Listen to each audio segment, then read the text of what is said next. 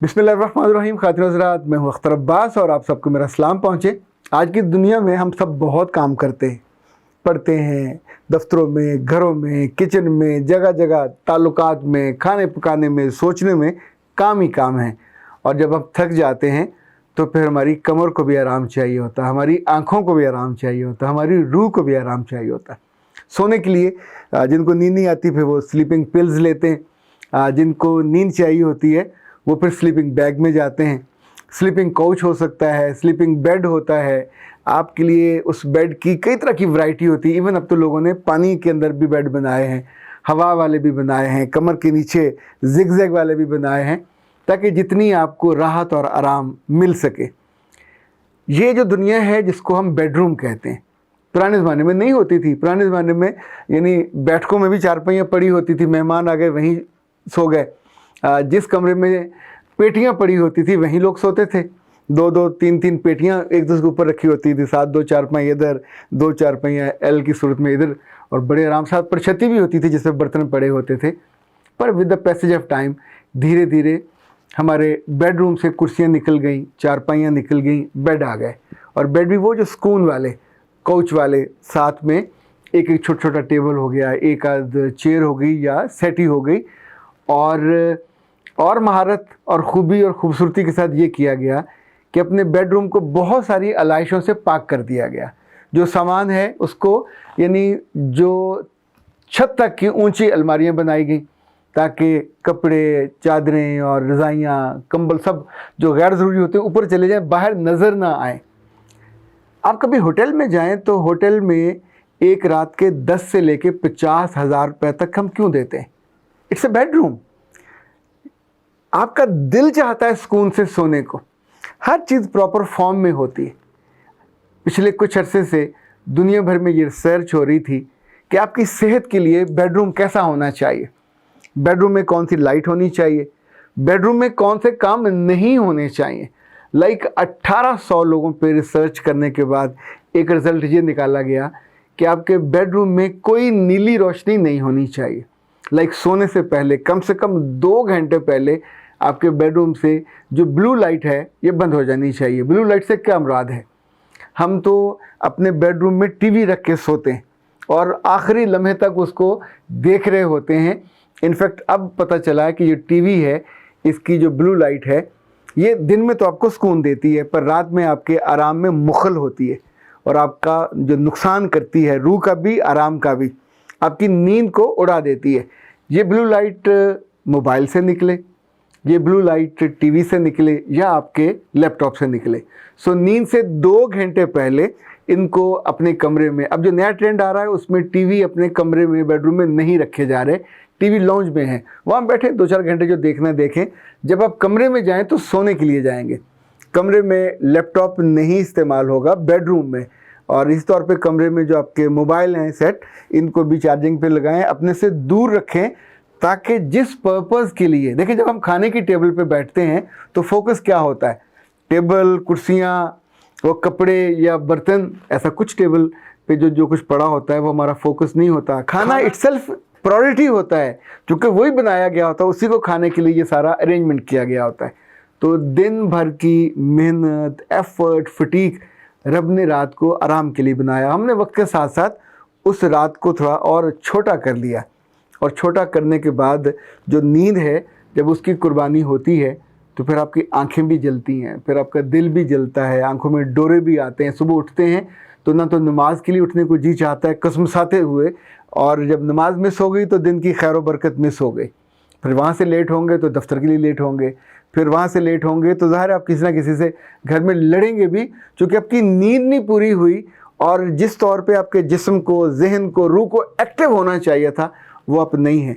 दूसरी चीज़ जो आपके आराम को और निगाहों को बुरी लगती है और उसमें खलल डालती है, वो आपके बेडरूम की बेतरतीबी है। बहुत से बेडरूम ऐसे आपने भी देखे होंगे, हम भी देखते हैं, कभी कभी ख़ुद भी हम भुगतते रहे हैं कि चीज़ें आप पढ़ते पढ़ते अपने किताबें वहीं ढेर पड़ा हुआ है, जूते भी वहीं पड़े हुए हैं, कपड़े भी बेतरतीबी से, यानी अगर आपने अलमारी में नहीं रखे तो उसके बाहर कहीं टांग दिए।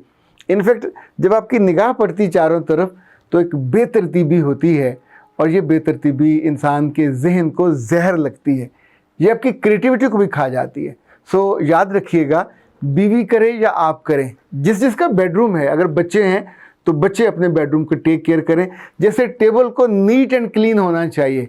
अच्छे अफसर हम उनको मानते हैं जो शाम को अपने टेबल को साफ़ करके जाते हैं, वहाँ पे गंद पड़ा हुआ नहीं होता, चीज़ें तरतीब से होती, आते हैं तो वहीं से काम शुरू हो जाता है। और बुरे अफसर उनको माना जाता है कि जिनके टेबल पे फाइलें, किताबें, ढेर, लटरम पटरम, कुछ पता नहीं चलता। इसीलिए लोग अपने दफ्तर की टेबलों को बाकी लोगों की एक्सेस से दूर रखते हैं।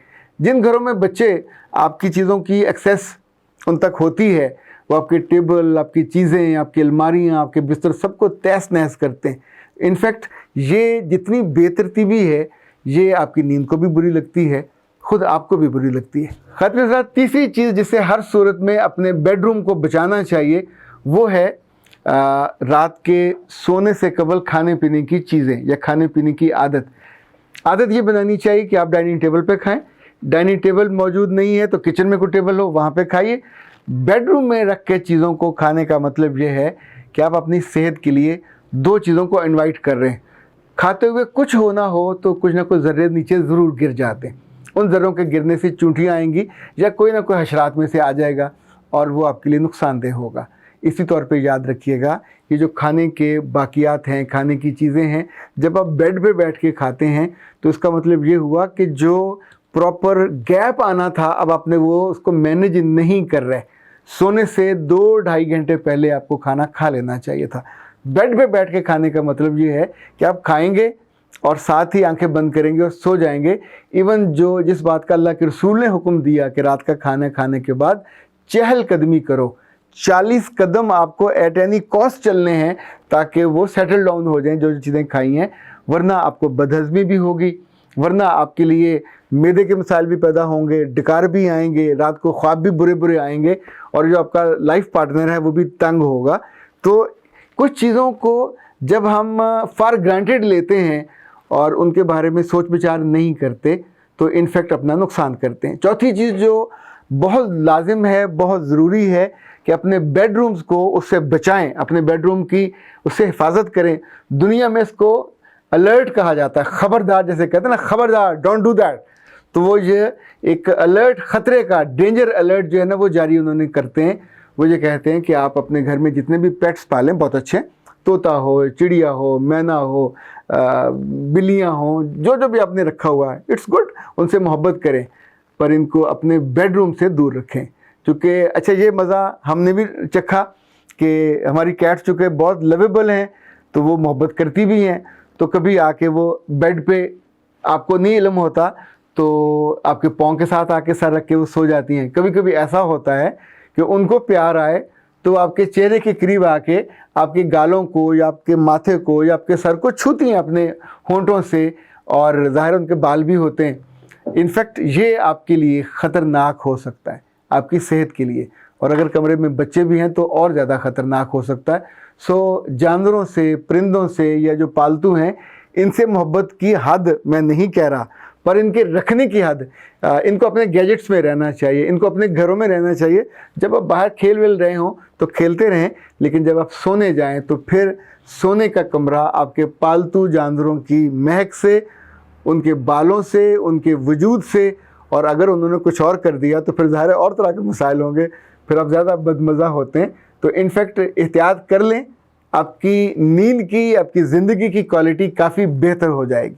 खातिन हज़रात, अमेरिकी यूनिवर्सिटियों में 18 महीने रिसर्च की गई है। बच्चे 8 से 18 साल के थे।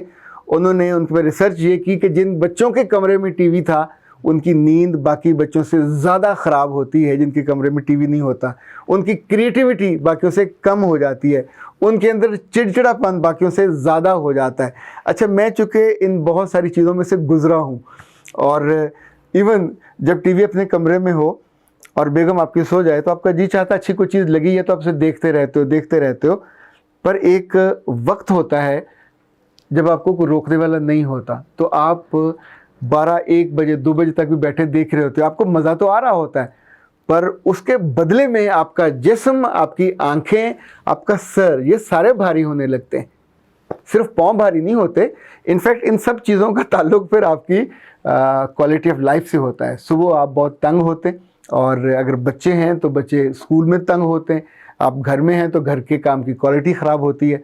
सो जनाब, इन चीज़ों को अब अगर आप याद रखें और अपने पल्लू से बांध लें, पल्लू दुपट्टे का भी हो सकता है, दिल का भी हो सकता है, कि आपने अपने कमरे में टीवी दूर कर देना है। जो अनप्लेजेंट सी और बेतरतीबी है, इसको ख़त्म करना है।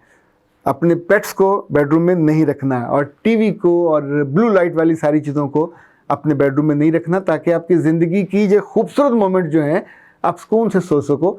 बेतरतीबी से, बेतरतीब खराटों से दूसरों को तंग ना करो, बल्कि आराम से मज़े से मीठी और स्वीट नींद लो, ताकि सुबह वक्त पे उठो और अल्लाह का शुक्र करके और उसकी नेमतों को महसूस करके दिन का आगाज़ करें। ज़िंदगी आपकी खुशी से, खुशबख्ती से और खैर से भरी रहे। अख्तर अब्बास को इजाज़त दीजिए। अस्सलाम वालेकुम।